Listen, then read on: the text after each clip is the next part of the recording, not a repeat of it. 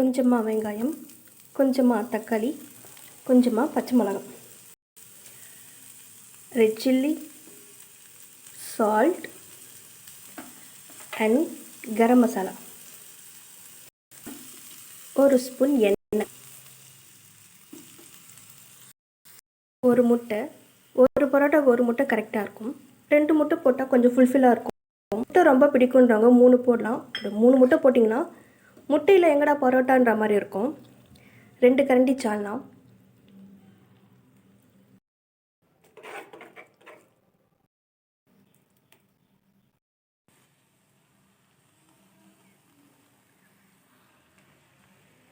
ஒரு ஸ்பூன் எண்ணெய்.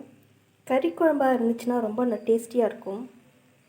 இப்போ சால்னாவுக்கு தேங்காய் எண்ணெய் சேர்த்தா ரொம்ப ரொம்ப சூப்பராக இருக்கும்.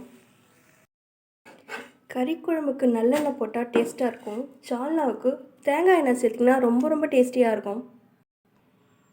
அவ்வளோதான். ஃபைனலாக கொஞ்சம் பெப்பர் தூக்கலாக போட்டு சாப்பிடலாம்.